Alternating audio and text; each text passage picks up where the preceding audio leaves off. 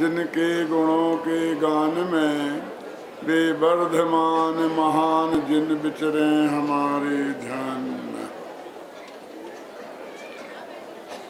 समय सार परमागम की 144वीं गाथा चल रही है, जिसमें अपन ने कल ये समझा था कि सबसे पहले श्रुत ज्ञान के माध्यम से, श्रुत ज्ञान के माध्यम से माने शास्त्रों के अध्ययन से।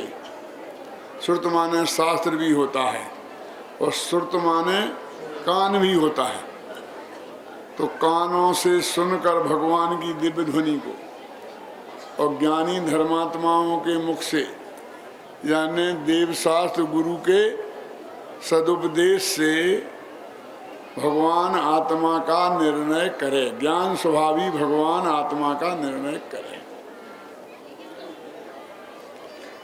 तीनों को लिया है, देव शास्त्र और गुरु, क्योंकि देशदान अवधि में तीनों ही निमित्त हैं।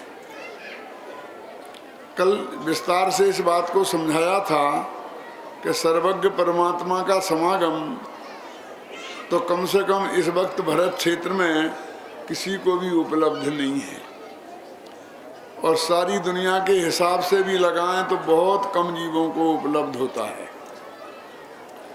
अब शास्त्र और गुरु दो रह जाते हैं तो कहाँ सर्वज्ञ परमात्मा और कहाँ सामान्य स्वरूपसम ज्ञान के धारी ज्ञानी गुरु।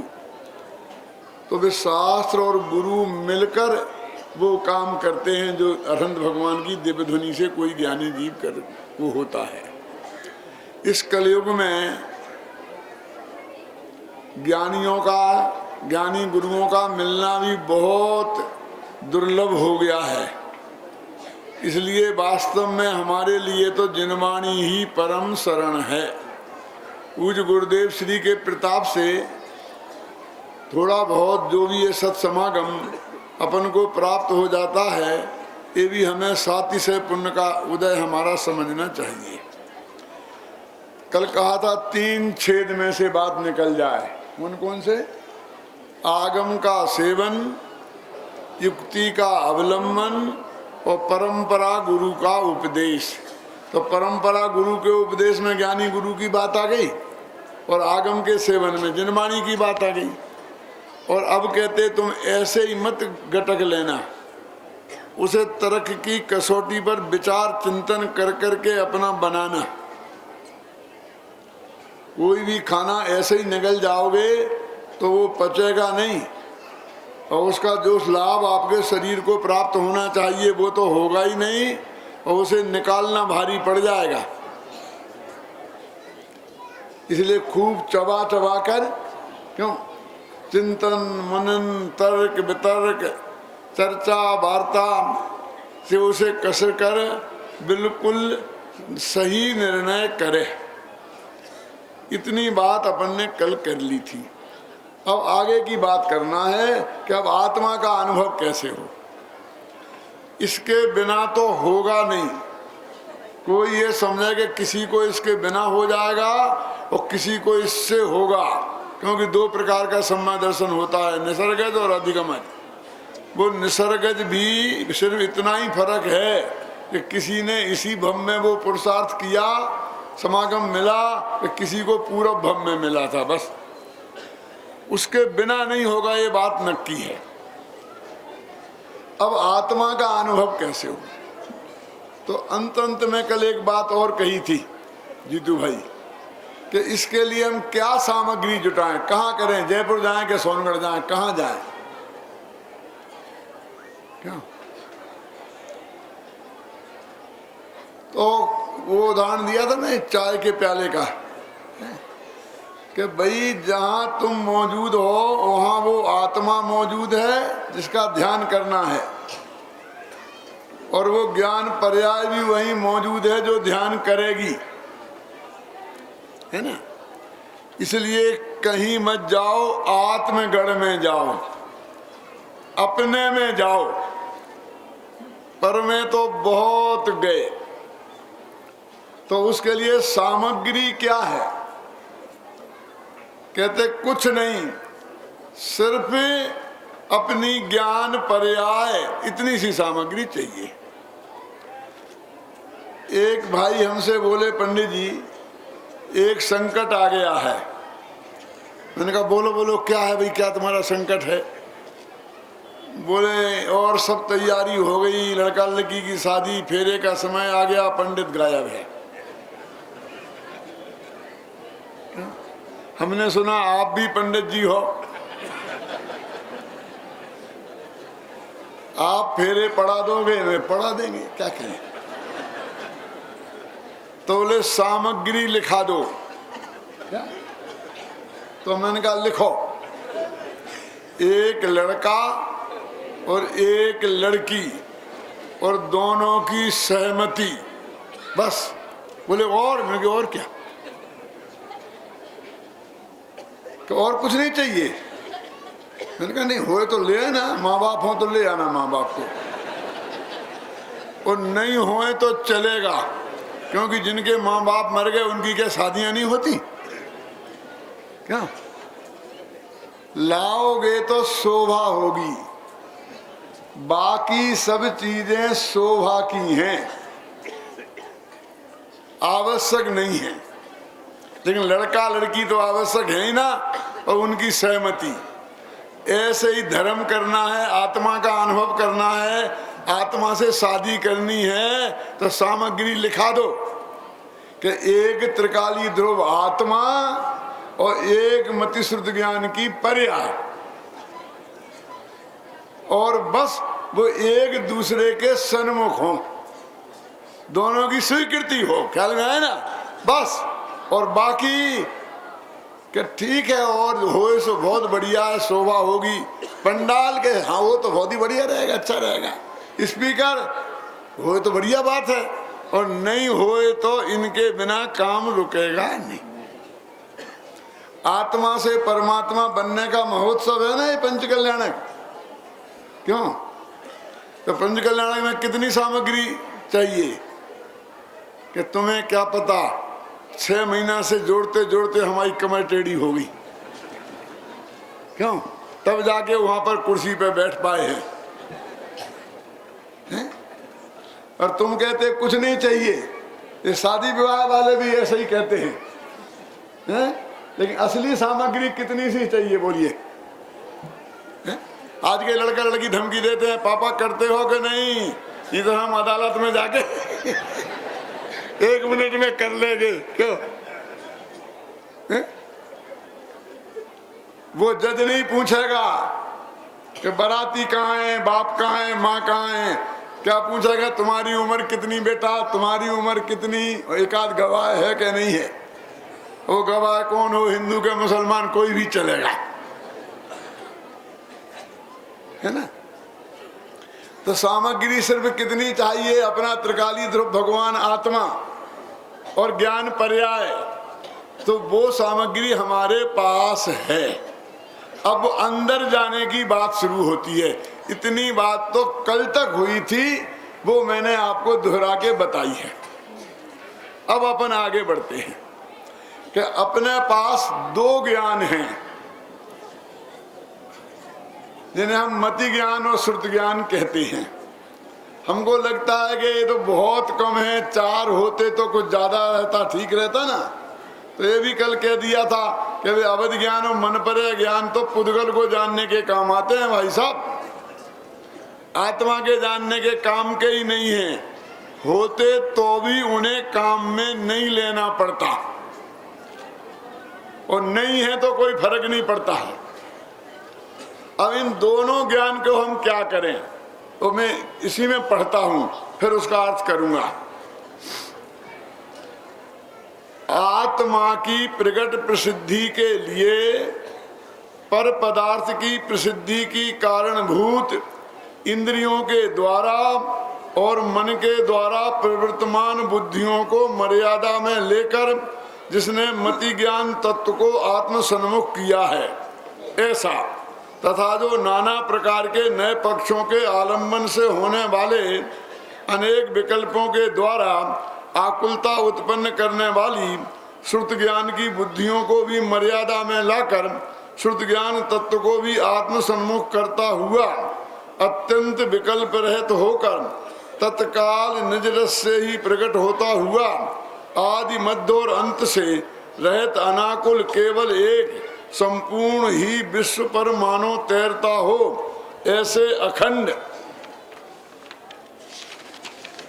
प्रतिभासमय अनंत विज्ञान घन परमात्मा रूप समय सार का जब आत्मा अनुभव करता है तब उसी समय आत्मा सम्यकतया दिखाई देता है, यानी उसी समय सम्यक दर्शन सम्यक ज्ञान हो जाता है और इसी को समय सार कहते हैं।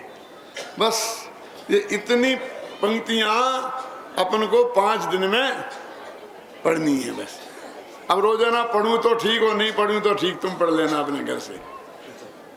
जैसे मैं बीच बीच में बोलता रहूंगा इन पंक्तियों को आपके सामने, लेकिन अपन को कम से कम वहां तक पहुंचना है कि वो विधि जो बताई है इस गाथा में आत्मा के अनुभव की, वो अपने ख्याल में आ जाए सारी जगत से दृष्टि हटाकर। सबसे पहले क्या लिखा है, अब एक एक वाक्य बोलता हूं। आत्मा की प्रगट प्रसिद्धि के लिए, संस्कृत में पढ़ा है आत्मख्याते। पंडित जी, ये आत्मख्याति इस टीका का नाम है ना समय सार की, तो इसमें आया है वो शब्द आत्मख्याति, माने आत्मा की ख्याति के लिए। तो क्या अर्थ किया, आत्मा की प्रगट प्रसिद्धि के लिए। ये प्रगट प्रसिद्धि क्या होती है कि आत्मख्याति, आत्मख्याति माने आत्मा की प्रगट प्रसिद्धि। तो आत्मा की प्रसिद्धि कैसे हो, हर आत्मा माने अपन खुद स्वयं, तो अपन को अपनी प्रसिद्धि करनी है तो क्या करें बोलो, क्या उपाय है नरेश जी? तो लोग कहते हैं कि समाज के सामने यहाँ खड़े हो जाओ, कुछ बोलो स्पीकर पे आने आकर, तो लोग तुम्हें जानने लग जाएंगे। अधिकतम लोग अपन को जाने क्यों? चुनाव में खड़े हो जाओ, अखबार में विज्ञापन निकाल दो फोटो सहित, तो लोग तुम्हें जानने लगेंगे। अपनी प्रसिद्धि करनी है तो यही करना पड़ता है, और हम लोग इसी दिशा में आगे सक्रिय हैं। क्यों? तो मैं आपसे एक बात पूछता हूं, जरा छाती पे हाथ रख के बताना कि कितने लोग आपको जाने तो आपका काम चल सकता है? क्यों? 1 लाख लोग जाने तो काम चल जाएगा? ऐसा इतने से क्या होता है, एमएलए का चुनाव भी नहीं जीत पाएंगे। पूरा उदयपुर जाने, कितना 10-20 लाख लोग होंगे ना यहाँ, 7 लाख, तो काम चल जाएगा। म्यूनिसिपैलिटी के अध्यक्ष बन जाओगे तो जान लेगा सारा उदयपुर, नहीं चलेगा, तो और ज्यादा चाहिए। अच्छा, तो 1 करोड़ लोग जाने तो काम चलेगा, 10 करोड़ जाने तो चलेगा। राजस्थान के मुख्यमंत्री बन जाओ, 10 लोग करोड़ जान लेंगे, कहने नहीं है क्या होता है। 1 अरब लोग जाने तो काम चलेगा ना। भारत के प्रधानमंत्री बन जाओ तो 1 अरब लोग जान लेंगे। यही उपाय हम सोचते हैं और इसके लिए हम यही करते हैं। लेकिन मैं एक बात कहूं आपको कि आपको अनंत लोग जानते हैं। बोलो, अब संतोष है कि नहीं? है? कि अनंत लोग जानते, हम तो ये जानते ही नहीं थे। हम तो जानते हमें है, हमें कौन जानता, हमें कौन जानता, हमें कोई जानता ही नहीं है। कि अनंत सिद्ध भगवान तुम्हें जानते हैं कि नहीं जानते? जब हम उन्हें ये बात कहते हैं तो चेहरा लटका के कहते हैं जानते होंगे। क्यों? उत्साह क्यों नहीं आया? इसे डर लगता है कि सिद्ध भगवान अनंत भगवान तो हम जैसे हैं वैसा जान लेंगे, और हम ये नहीं चाहते हैं कि हम जैसे हैं वैसा जाने। हम हैं बेईमान और चाहते हैं कि दुनिया हमें ईमानदार जाने। हम हैं मूर्ख और चाहते हैं कि दुनिया हमें विद्वान जाने। क्यों? सिद्ध भगवान तो कच्चा चिट्ठा जान लेंगे। हम तो चाहते हैं कि मूर्ख दुनिया हमें जाने। क्यों? और फिर घबराया क्यों? सिद्ध भगवान जानते हैं, हमने कहा, तो इसे डर लगा कि यदि उनने जान लिया तो हमारे सारे खोटे काम वो भी भगवान ने जान लिए होंगे, इसलिए घबराने लगा। तो मैं कहा घबराओ मत, भगवान जान तो लेंगे लेकिन किसी से कहेंगे नहीं। यहाँ क्या कह रहे? दुनिया तुम्हें जाने इसका नाम प्रगट प्रसिद्धि नहीं है आत्मा की। तो क्या है? तो हम दुनिया को जाने। क्यों? सर्वज्ञता तो उसे बोलते हैं। सर्वज्ञ किसे कहते हैं? सारी दुनिया जिसे जाने वो सर्वज्ञ है, कि सारी दुनिया को जो जाने वो सर्वज्ञ है। हमें सर्वज्ञ भगवान बनना है ना, अनंत भगवान, सिद्ध भगवान। तो हम सारी दुनिया को जाने ऐसा प्रयत्न करना चाहिए था ना। तू तो ऐसा प्रयत्न करता है कि सारी दुनिया हमें जाने। सारा काम उल्टा है ना।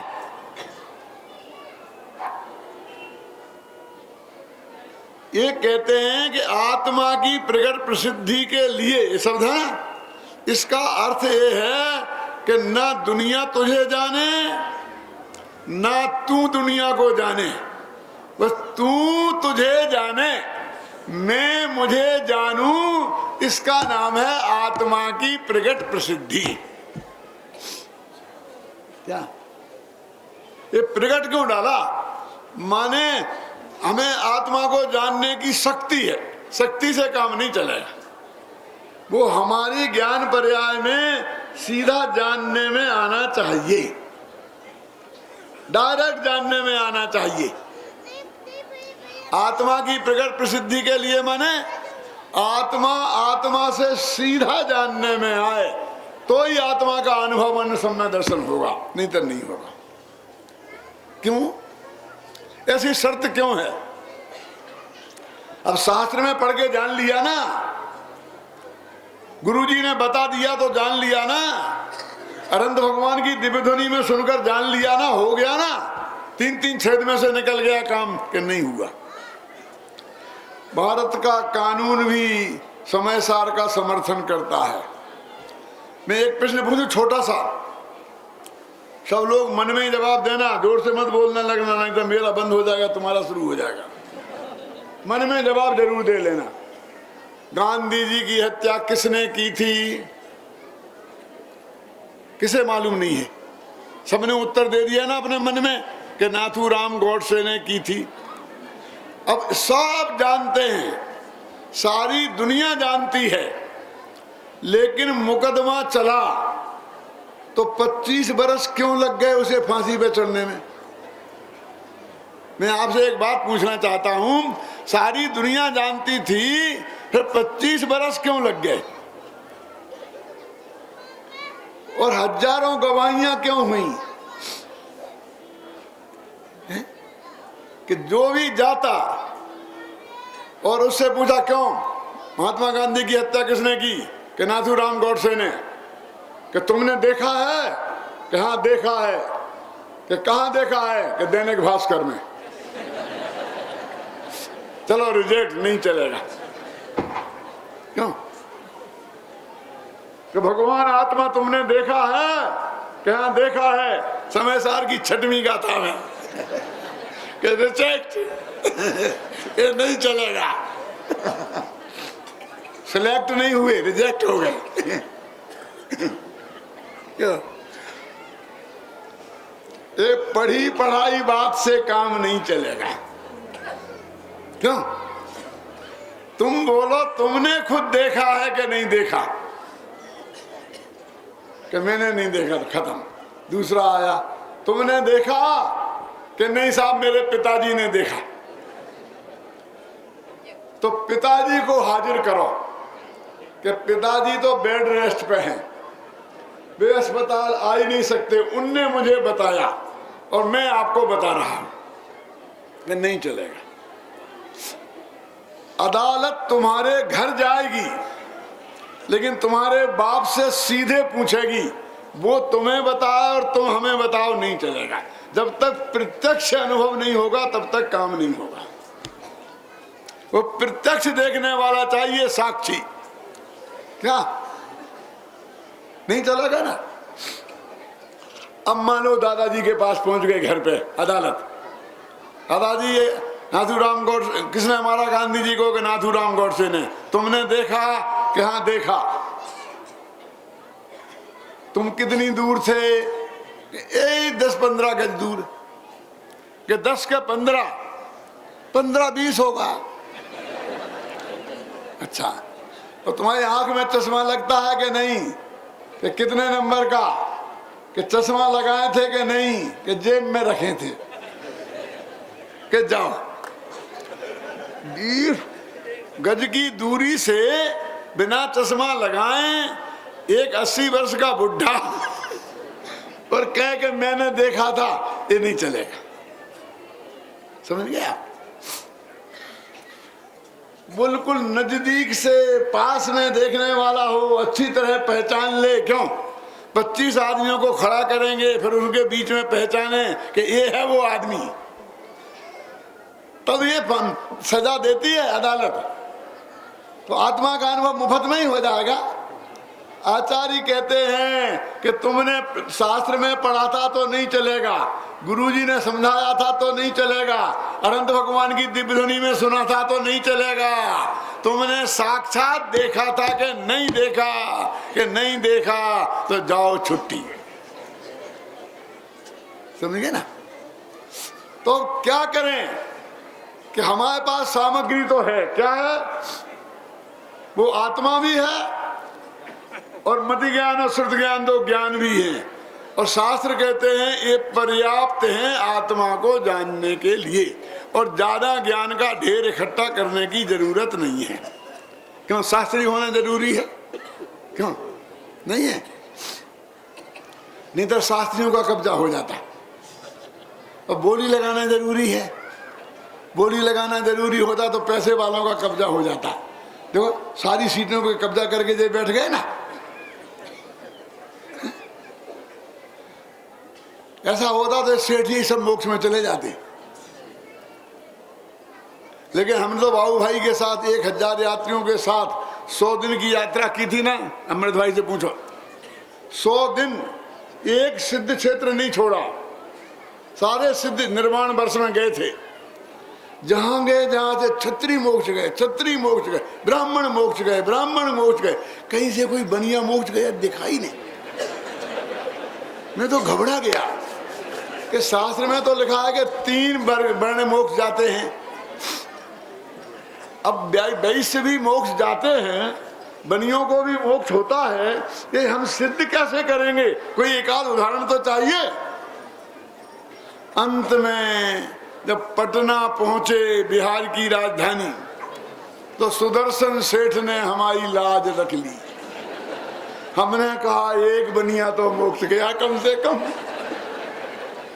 हमें उदाहरण देने के लिए तो मिल गया कि बनियों को भी मोक्ष होता है।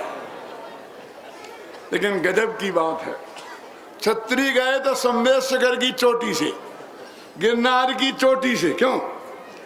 और बनिया गया तो बीच बाजार से वो भी राजधानी। क्यों? उस वक्त तो सारे देश की राजधानी थी पाटलिपुत्र। उस वक्त की तो दिल्ली थी वो। ए बनिया सब कुछ छोड़ सकता है, लेकिन दुकान नहीं छोड़ सकता है। ये मोक्ष जाएगा तो बीच बाजार में दुकान पर बैठे ही बैठे जाएगा।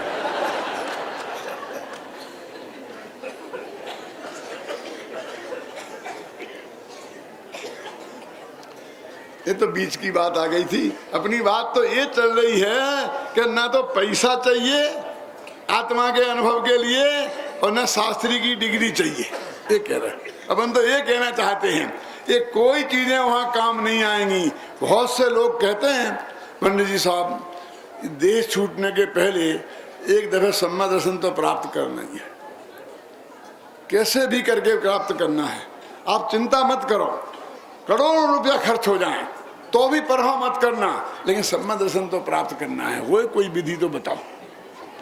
मैंने कहा तुम्हें तो सेठ जी गारंटी से इस भव में होने वाला नहीं है कि हमने तुम्हारे बाप का क्या बिगाड़ा। मैंने कहा तुम हमारे बाप का बिगाड़ क्या सकते हो, तुम तो अपना ही बिगाड़ सकते हो। गुरुदेव समझा गए कि एक द्रव्य दूसरे द्रव्य का कुछ बिगाड़ ही नहीं सकता। तो फिर क्यों कह रहे कि हमें नहीं हो सकता? क्योंकि तुम कह रहे 1 करोड़ रुपया खर्च हो जाए, तुम पैसा खर्च करके सम्यक दर्शन चाहते हो और पैसा का सिक्का वहां चलता नहीं है, इसलिए कह रहे तुम ये विचार बदलो। पैसे से नहीं मिलेगा सम्यक दर्शन, तो कौन सी सामग्री चाहिए? मति व श्रुति ज्ञान। कितना? जितना आप सबको है उतना ही, ज्यादा नहीं। तो सामग्री जोड़ने की अब चिंता करने की जरूरत नहीं है नरेश जी। अब तो क्या करना है कि ये जो ज्ञान की पर्याय है इसको इसमें लगाना है। तो अभी कहाँ लगी है कि ये मति ज्ञान नाम का जो तत्व है, तत्व बोलते हैं वे उसे, मति ज्ञान नाम का जो तत्व है वो इंद्रियों के माध्यम से पर पदार्थों में लगा है। आंख है, आंख से देखते हैं तो क्या दिखाई देगा? काला गोरा। और आत्मा में रंग ही नहीं है, तो ये आंख आत्मा के देखने के लिए बेकार।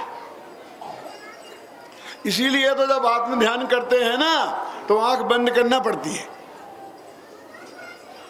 आंख काम की नहीं है, इस बात का ये सबूत है। बंद भी नहीं है। क्यों? मैं पूछता हूं, भगवान की मूर्तियां मंदिर में विराजमान हैं, वो खुली आंख की है कि बंद आंख की? देखो आधे कह रहे बंद की, आधी कह रहे खुली की। ये बेटा होशियार है, कहता दोनों की मान लो ना दादा, आधी खुली आधी बंद। क्यों? अरे भाई बंद आंख सो जाने की निशानी है और खुली आंख दूसरों को देखने की निशानी है, इसलिए ना खुली ना बंद है। कैसी होना चाहिए? सभी बीतरागी शांत मुद्रा दृष्टि नासा पर धरे। बीतरागी छवि, शांत मुद्रा और नासाग्र दृष्टि, हमारे भगवान ऐसे होते हैं, है ना। हम उस जयपुर से आए हैं जहां विश्व के मंदिरों में भगवान विराजमान हैं, वो सब हमारे जयपुर के बने हुए हैं। क्यों? वहां भगवान बनते हैं और उन्हें बनाने, भगवान पत्थरों को भगवान बनाने वाले भगवान भी हमारे यहाँ बनते हैं। ये विद्वान जो प्रतिष्ठाएं कराते हैं वो भी हमारे ही तैयार होते हैं। क्यों? चेतन की भी फैक्ट्री है। वो सब लोग आते हैं कि पंडित जी हमें एक भगवान चाहिए, 2 भगवान चाहिए, इतने चाहिए, इतने चाहिए। तो मैं कहा ठीक है जाओ भाई, चले जाओ मूर्ति मोहल्ला में ले आओ। नहीं नहीं नहीं नहीं, पास तो आप ही को करना पड़ेगा। क्यों? यानी वो सारे भगवान जो विश्व के मंदिरों में विराजमान हैं जीतू भाई, उन्हें हमने पास किया है और उन्हें भगवान बनाने वालों को भी हमने पास किया है। हमारा सर्टिफिकेट है उनके पास। हमारे वहाँ भगवान बनते हैं, हाँ, उनके वहाँ बनाते हैं। हाँ, ख्याल में आया ना। तो अब मैं आपसे कहता हूँ, ये गुजरात के जितने लोग आते हैं ना, ये गुजराती भाई बोले ना, इसलिए बताता हूँ जरा। ये कहते हैं पंडित जी एक बहुत बढ़िया मूर्ति हमें दिला दो। कि कैसी? एकदम हंसमुख। न मालूम है ना हंसमुख कितने पसंद है। हर 3 गुजराती में 1 गुजराती हंसमुख होगा। अपने ट्रस्ट के अध्यक्ष भी हंसमुख है ना, है ना। बम्बई मंडल के अध्यक्ष भी हंसमुख है ना। हंसमुख हंसमुख। मैंने कहा भैया वो मूर्ति यदि हंसमुख होगी तो भगवान की नहीं होगी, और भगवान की होगी तो हंसमुख नहीं होगी, क्योंकि हास्य तो कसाय है, भगवान के कसाय नहीं होती। ख्याल में है ना? तो कैसी होगी? छवि बीतरागी होगी, मुद्रा शांत होगी और दृष्टि नासाग्र होगी। तो आंख रूप रस को, रूप को ही देखती है, और चूंकि आत्मा अरूपी है इसलिए आंख आत्मा को जानने के काम की नहीं है। तो हम तुम्हारा व्याख्यान सुनकर आत्मा समझ लेंगे क्यों? ये कान से कहते, कान भी सिर्फ भाषा पुद्गल को समझते। ये भाषा जानते हैं? पुद्गल की पर्याय है। द्रव्य संग्रह पढ़ी ना, पुद्गल पद बस पद जाया। तो ये सुनकर भी नहीं समझी जा सकती, समझे ना? आत्मा में कोई गंध नहीं है इसलिए नाक किसी काम की नहीं है। आत्मा में कोई रस नहीं है इसलिए जबान से भी आत्मा को चखा नहीं जा सकता है। और आत्मा में स्पर्श नहीं है इसलिए छू करके नहीं जाना जा सकता। तो पांचों इंद्रियां आत्मा के जानने में निमित्त भी नहीं है। उपादान तो है ही नहीं, जानता तो आत्मा है क्यों, लेकिन इंद्रियां निमित्त भी नहीं है, ये किसी काम की नहीं है।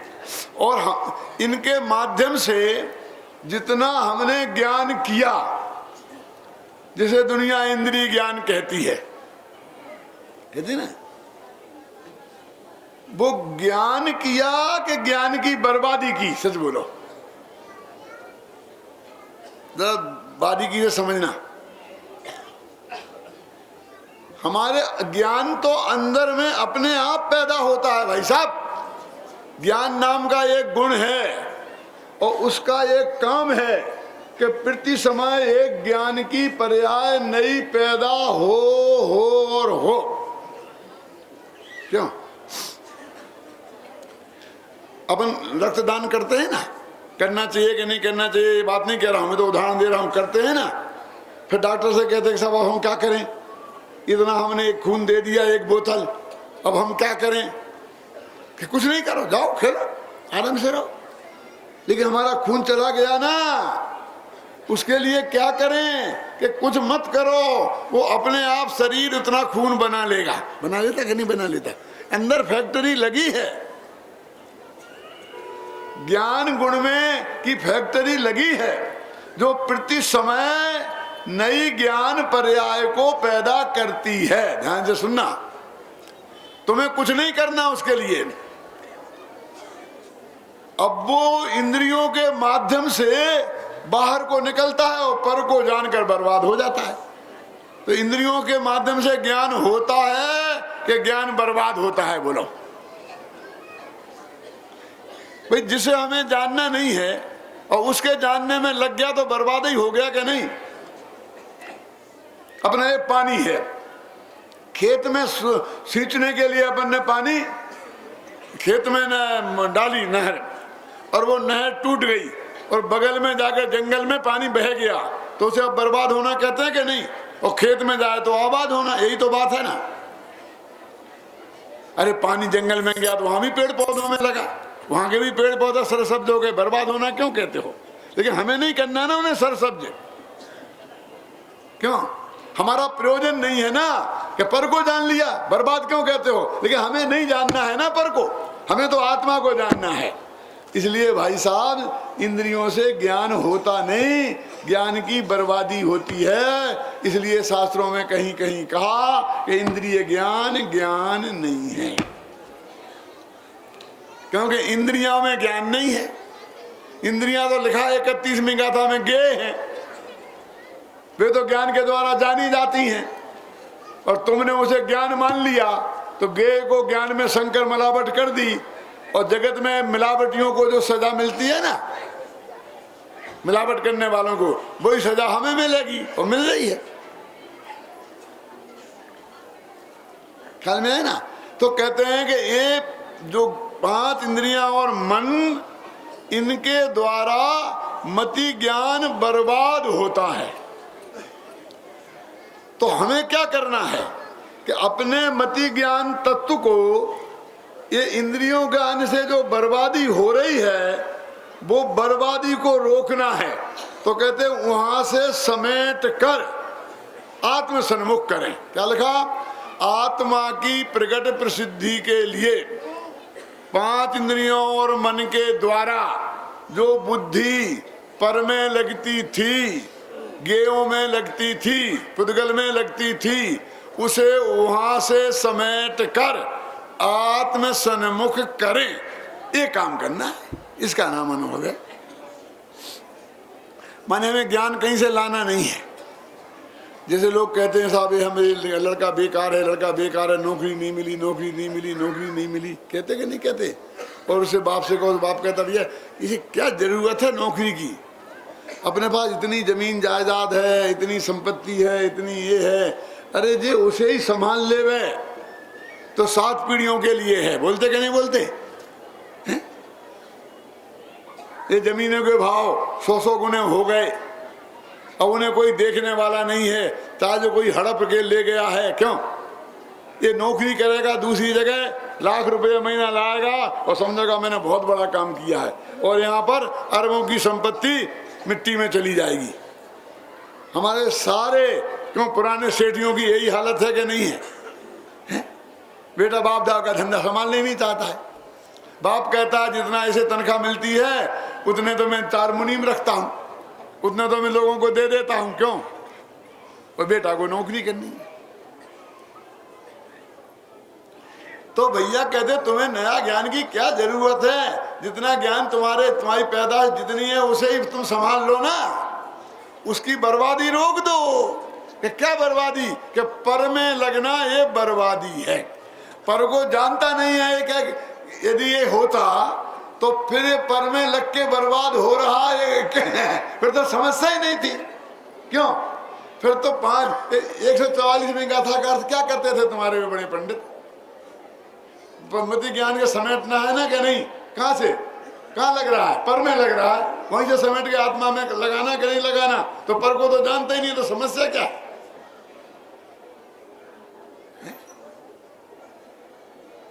ख्याल में आती बात? नन्हे भैया घबराना नहीं, तुम्हें नन्हे भैया नहीं हूं, मैं भी नन्हे दादा हूं ना, छोटा दादा।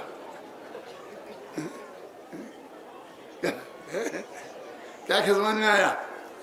मति ज्ञान तत्व को पर में से पदार्थों में लग रहा है, उसे समेट कर आत्म सन्मुख करे। अरे ये भी करे की भाषा है, तो ये करना वरना कुछ भी नहीं है। ख्याल में है ना? वो तो अपने आप समेट के यहाँ लग जाएगा। क्या? तेरे को जो पर के जानने की तीव्र इच्छा है, गेवों के जानने की जो तीव्र इच्छा है कि 24 घंटे पर को जानते जानते इतना है कि एक समय भी इसे अपने भगवान आत्मा को जानने की फुर्सत नहीं मिली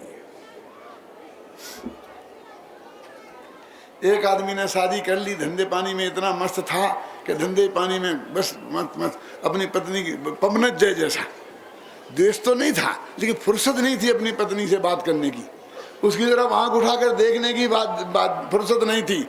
आज यहाँ जा रहा, यहाँ भाग रहा, वहाँ भाग रहा, लगा रहता था, है ना। अब माँ बाप चिंता करते थे कि इसके बाल बच्चे तो हो ही नहीं रहे, बच्चा तो हो ही नहीं रहा, हमें तो पोते के दर्शन करना है? इन सब बुढ़ों को आत्मा के दर्शन नहीं करना है, पोते के मुख के दर्शन करना है।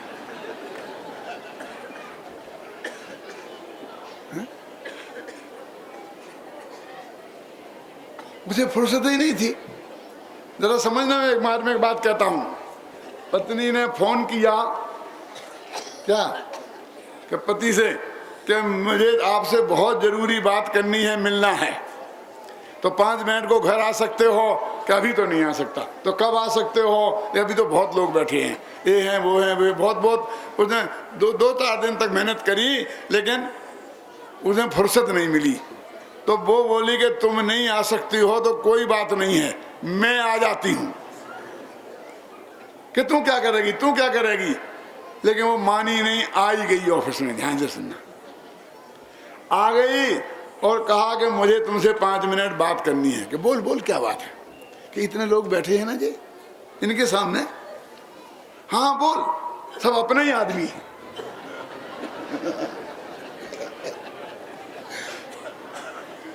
क्या कहते हो? अपने ही आदमी है। तुम्हारे होंगे, मेरे नहीं।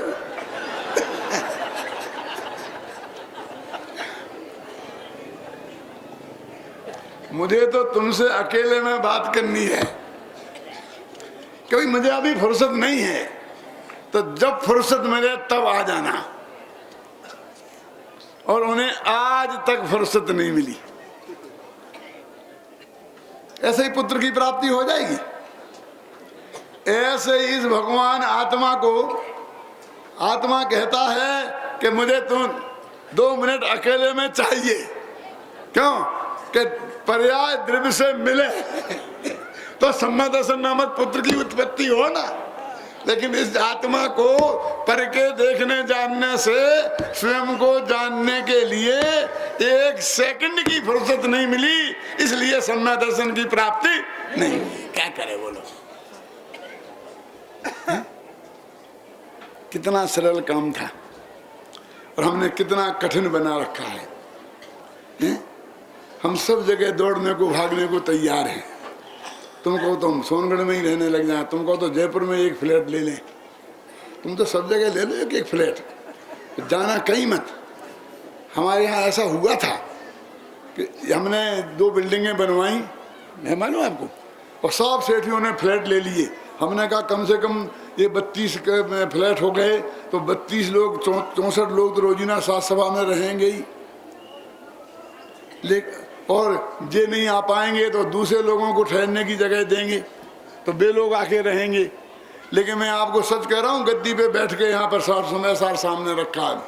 ऐसे भी लोग हैं कि जिंदगी में 1 बार भी नहीं आए। कितना 32 साल हो गए, एक दिन उन्होंने अपना फ्लैट देखा ही नहीं है। सब इन्वेस्टमेंट करते हैं, 1 के 10 गुने हो गए। नाराज मत हो ना सेठिया लोग, हो जाओगे तो मुझे क्या करना है? बोली वाले चिंता करें क्यों? नहीं, कोई नहीं आगे देखा नहीं, रहा नहीं, फायदा नहीं लेना तो सब जगह ले लेंगे। सोनगढ़ में भी बना देंगे 1 बंगला, जयपुर में भी बना देंगे, देवलाली में भी बना देंगे, दिल्ली में भी बना देंगे, सोनागढ़ में भी बना देंगे, और जहां जहां बने सब जगह ले लेंगे। आप चिंता मत करो। क्यों? लेकिन समय नहीं मिलेगा। भगवान आत्मा के दर्शन का किसी को समय नहीं है। पर परमात्मा के दर्शन को तो कभी कभी समय निकाल लेते हैं अपन। क्यों? मंदिर में जाकर के क्यों निकाल लेते हैं कि नहीं निकाल लेते? छाती पर हाथ रखकर विचार करो कि इस भगवान आत्मा को यदि 1 समय को भी सारे जगत से अपने ज्ञानोपयोग को समेटकर हमने अपने आत्मा में लगा दिया होता तो सम्मा दर्शन हुए बिना नहीं रहता, संसार का अंत आए बिना नहीं रहता। ये जो यहाँ पर गुड़ लगा दो ना, गुड़ कुइनी पे गुड़ लगाओ तो है तो बहुत पास, लेकिन मुंह में नहीं आता। अपना ज्ञान है, अपने में लगाना है। क्यों? किसी दूसरे के पास जाना ही नहीं है। पराधीनता तो है ही नहीं। अमृत भाई क्या पंडित जी ऐसी बात है, हमें तो पता ही नहीं था। अब तो चाय जब लगा लेंगे तो लगा लो ना, अभी तो जरा ये बैठे ना, ये तो हमेशा नहीं मिलेंगे ना, ये तो चाय जब लगा लेंगे। क्यों? लेकिन इनसे चाहे जब नहीं मिल सकते, ये चले जाएंगे तो फिर नहीं मिलेंगे। लेकिन वो चाहे जब लगा लेंगे के चक्कर में चाहे जब आज तक नहीं आया, वो सारा मनुष्य अब निकल जाएगा और चाहे जब आएगा ही नहीं। है ना ऐसी सच्ची बात? हम करते जा रहे हैं। गुरुदेव के प्रताप से उनका पुण्य भी चालू है, तो नए नए तीर्थ हमारे बनते जा रहे हैं। क्यों? नए नए तीर्थों के शिलान्यास होते जा रहे हैं। बहुत खुशी की बात है, इसमें कोई दुख की बात थोड़ी है। हमें तो बहुत प्रसन्नता है, हम तो सबका हृदय से समर्थन करते हैं। क्यों? लेकिन ऐसा ना हो कि इन्हें इनके बनाने के चक्कर में वो अपने आत्मा को देखने का 1 मिनट का एक समय भी नहीं मिले। अमृत भाई, अमृत धाम का चेतन धाम बनाते बनाते आत्मा का धाम निकल जाए।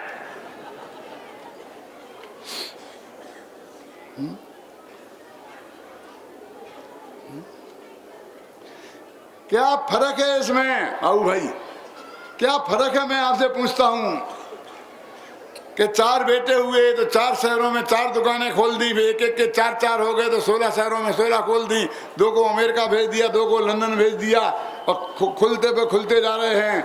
ऐसे ही हमारे गुरुदेव के जब इतने बेटे हैं तो गांव गांव में खुलेंगे ही, इसमें कौन से आश्चर्य की बात है? लेकिन एक खुले, इसको किसको विरोध है?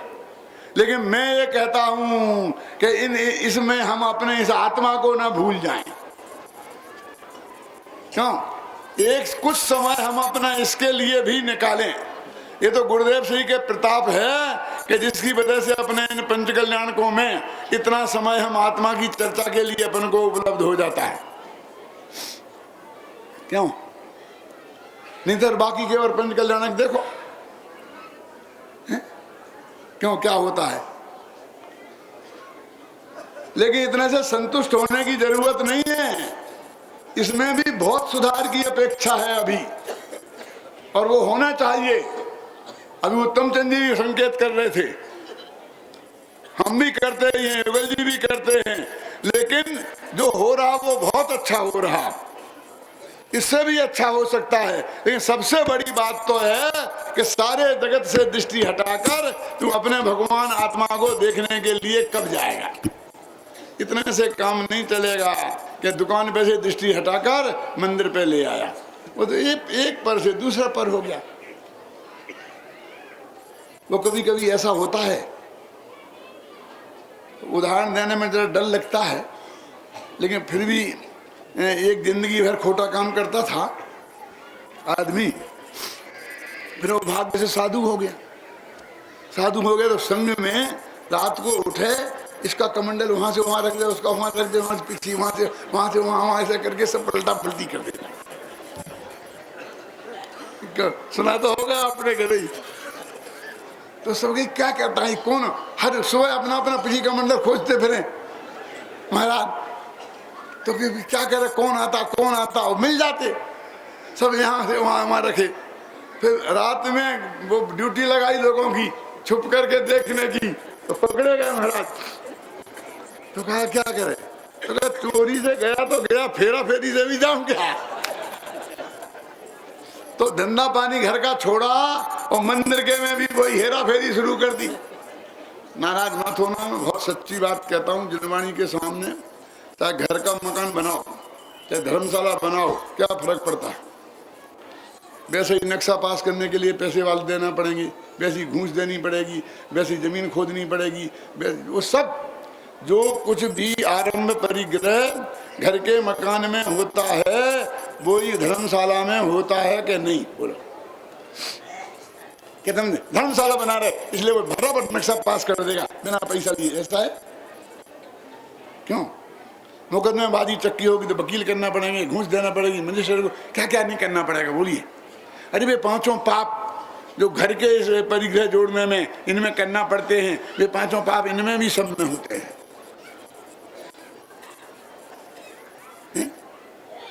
कि नहीं ये तो शुभ भाव, ये पाप भी शुभ भाव हो जाएंगे।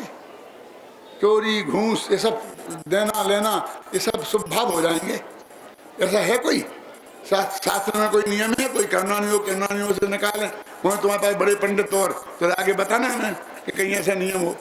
वे तो ये कहते हैं कि खुद के भूखों मर रहे थे तो थोड़ी चोरी कर ली तो कर ली, भगवान भूखों नहीं मर रहे, भगवान के लिए क्यों करना। एक छोटी सी बात कह दूं, रास्ते में जाते थे, 100 का नोट पड़ा दिखा, अकेले थे अपन, चारों तरफ निगाह डाली, कोई नहीं था, देखने वाला नहीं था, उठा के जेब में रख लिया चुपचाप, है ना। 2 जने थे, अब अकेले तो बचेगा नहीं। देखिए 100 का नोट मिला है, पड़ा है, 50 तेरे 50 मेरे, क्यों? आधा आधा बढ़ गया। फिर 5-6 दिन थे, अब 100 का नोट, अब क्या करें? चलो चाय पी लेते। 5-6 में बढ़ गया, अब 15-50 लोग थे, अब क्या करें? गुल्लक में डाल दो बस। भगवान का नंबर कब आएगा? जब किसी तरह अपन को नहीं पचेगा तब। जो माल तुम्हें नहीं पचता वो भगवान को पचता। भगवान को कहां जरूरत है उसकी? अपनी कमाई का डालो ना।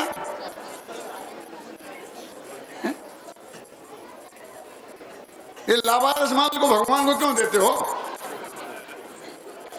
नहीं, वो दान नहीं है। हमने तो ये पढ़ा था पुरानी किताबों में, जो हमने लिखी उनसे हमने थोड़ी पढ़ा, उसे तो तुम पढ़ते हो। हमने जो पढ़ा था उसमें लिखा था कि किसी की गिरी हुई, पड़ी हुई, भूली हुई वस्तु को स्वयं उठा लेना या उठाकर किसी को दे देना, क्यों? वो चोरी है। लिखा था कि नहीं लिखा था? कि सब गुल्लक में डाल देना कहाँ लिखा था? अरे हम घर के लिए पाप करें तो करें, लेकिन इस दहशत कार्य में आ गए, इस क्षेत्र में आ गए, सारा जीवन धर्म के लिए समर्पित कर दिया और फिर भी वही 5 पाप। साहब इसके बिना तो काम होता ही नहीं है, तुम 100 फिर के हो जाओ। लेकिन क्यों करें? फिर हम नहीं करें ना, जो करते हैं बेक करेंगे। हम तो ये करेंगे ना समय सार सुनाने में, इसमें तो नहीं करना पड़ता है ना। हम क्यों नहीं पढ़ने पढ़ाने का काम करें? क्यों? हम क्यों उस काम में अपना हाथ डालें कि जिसमें हमें 5 पाप किए बिना बचेंगे ही नहीं? इन हिसाब से बनेंगे कि अरे बहुत हैं बनाने वाले, जो अपने घर का मकान बनाएंगे वो मंदिर का भी बनाएंगे। अब घर का तो बनाने नहीं है, बना नहीं सकते, बनाने की जरूरत नहीं है। क्यों? फिर दुनिया भर का क्यों बनाते अपने? क्यों? नरेश जी सही नहीं है बात। छाती पे हाथ रख के सोचना गंभीरता से, ख्याल में आई ना? ये हल्के रूप से नहीं लेना। मैं कोई किसी से राग द्वेष से नहीं कह रहा हूँ, समय साथ सामने रखा है, 144वें गाथा के बीच में कह रहा हूँ। गंभीरता से विचार करने के लिए ये बात मैं कह रहा हूँ कि अपने मति ज्ञान तत्व को कहाँ कहाँ तुम बर्बाद कर रहे हो। देखो तो हर एक अपना अपना देखो, वो आबाद हो रहा है कि बर्बाद हो रहा है। और जहां भी बर्बाद हो रहा है वहां से समेट कर उसे आत्म सन्मुख करना है। समझे भाई साहब?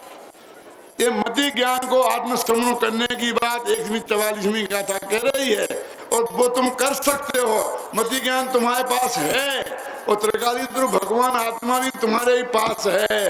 भाई चेतने की देर है, सभी चेतें। इस मंगल भावना के साथ अभी की बात समाप्त करता हूँ।